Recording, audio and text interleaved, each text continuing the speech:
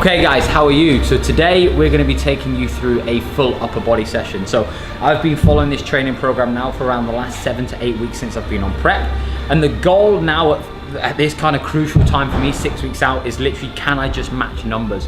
Can I make sure that I keep my intensity high? Can I keep my output as high as possible?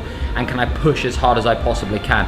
We're going to be doing 2 sets of 8, followed by 1 set of 12 to 15 on each arm, just as a back off set, more of a metabolite set, in which we're going to be looking for blood flow and just trying to get as much of a pump as we possibly can. So we're going to move into the first set just now, up 5 kilos from the week before. So we'll see how this looks and we'll see how we get on.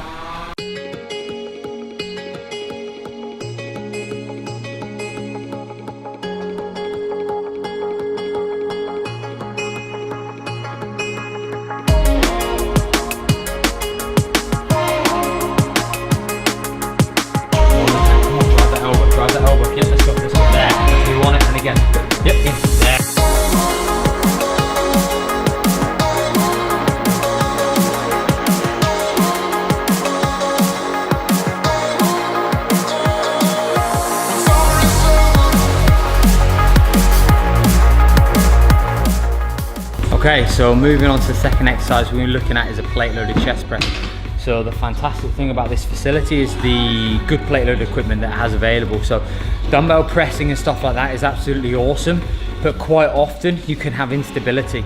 And I've been having a little bit of issues with kind of my left trap and my scap, and just being able to retract it and lock it in as tight as possible. I've been struggling to get that isolation, that recruitment through my left pec. So with a lot of my training, so like I spoke to you about before, about rotating exercises, I've almost just moved from a dumbbell chest press or an incline press more just a plate loaded chest press. If I can lock myself in a lot more and get a lot more stable, and then I can lift a lot more load as well. So again, at this stage, although dumbbells are good, it's about understanding you, understanding your body, understanding how you're feeling, and then just being consistent with that. So we're gonna load up again, a couple of feeder sets, just get a little bit of blood in there, start to work up the load up to kind of the numbers that we're hitting last week for 3 or 4 reps, and then we'll try and push on a little bit more from there.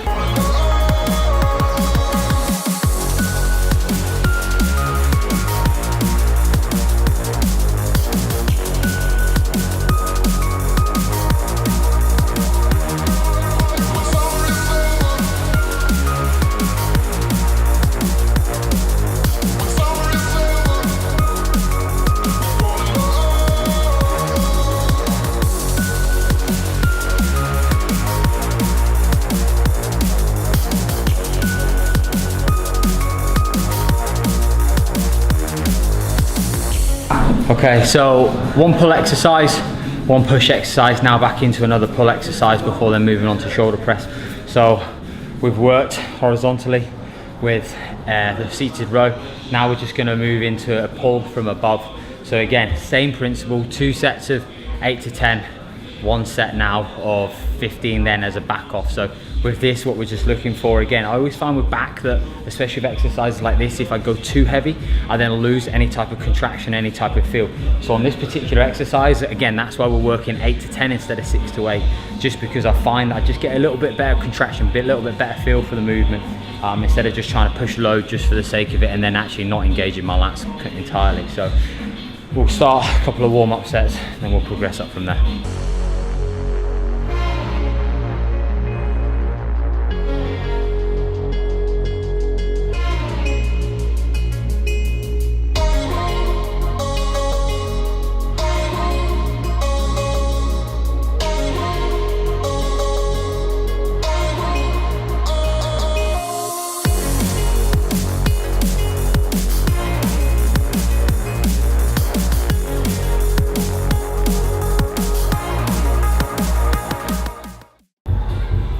So 4th exercise, again, pull, push, pull, now back into another pressing movement. This time it's going to be a shoulder press. So the first thing that we'll consider again is bench height. So you see quite often a lot of people take a very high bench position, but then the first thing they do is they get extension hyperextension of the lumbar, and again, it starts to put a lot of load because they kick their abs out and they kick their back out. So this, again, we just want to work and put ourselves into a position where we're going to be strong. So for me, external rotation isn't too bad, but again, I do prefer a little bit of a slant because I feel like I can lock myself in, I get a better range, and strength's a lot better because I feel a lot more comfortable, and also don't get any loading through my lower back. Same principle, 2 sets of 6 to 8 again now, and then 1 back off set of 15. Before then we start to move into the kind of higher repetition pump blood work to finish off. So a couple of warm-up sets and then we'll progress from there.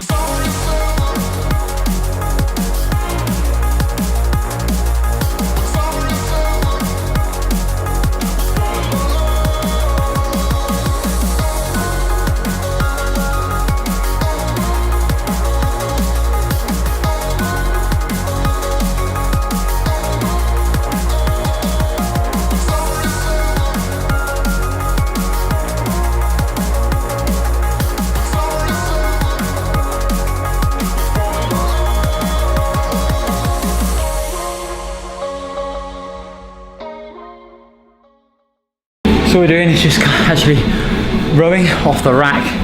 By doing that, it just allows me just to kind of engage my lower lats a little bit more. So again, all we're just doing is just taking a dumbbell off the top rack, nice and strong, stable position. Foot position can either be kind of staggered, or alternatively, it can be fairly straight and in alignment. So you need to make sure you're nice and soft, and again, the goal is to row your elbow back in towards your hip and creating as minimal kind of flexion and kind of bend in the elbow as possibly you possibly can.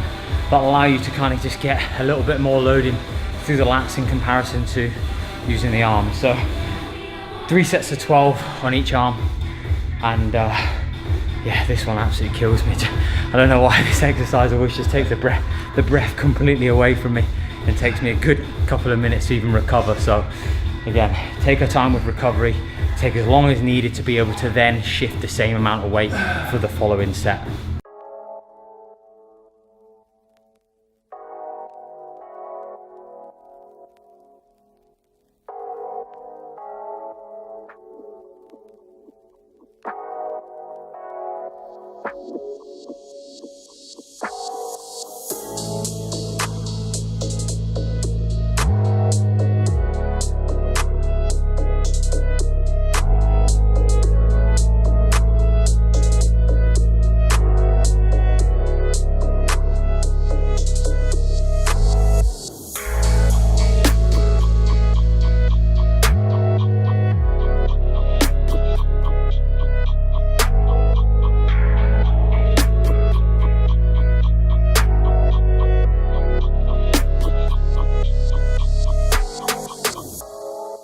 Okay, time for some fun with the guns. So we're looking at penultimate exercise now. So we're just going to do a little superset dumbbell lateral raises, just aiming for 20 reps. Again, just chasing that pump now into 12 dumbbell skull crushers. Just 2 rounds, and then we're just going to finish off with a simple single arm dumbbell preacher. So now again, it's just about blood flow. It's just finishing off, isolating delts, arms, stimulating more so than annihilating. And again, I look to kind of train arms 3 times per week, so obviously just off the back of each kind of upper body session, which is more than enough, just 2 to 3 sets each time. Again, it's just enough to stimulate them instead of trying to train them in complete unity all the time. It's always just nice just to keep them ticking over, and it's always just quite a nice finisher off the back of the session as well. So.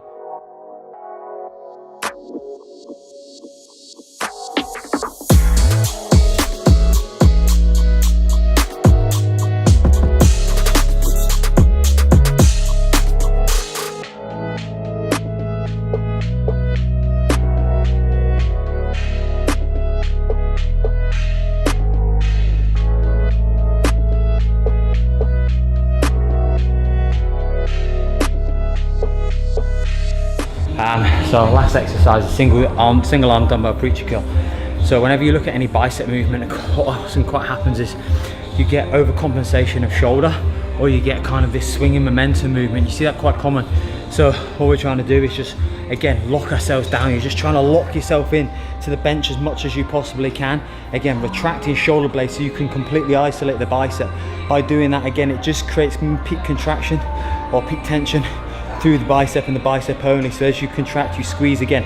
Shoulder stable, lats are stable, upper body's completely stable. So there's no momentum and it's literally all loading that's coming through the bicep. So again, this weight doesn't need to be heavy. You know, 7.5, 10 kilos is more than enough for kind of 12 to 15 reps.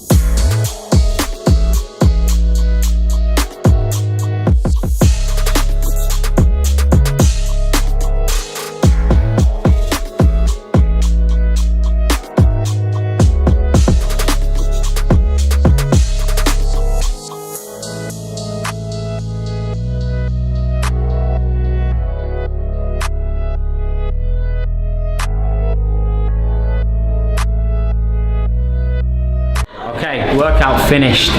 Very good today actually. So again, that high carb day, high calorie days actually worked really well.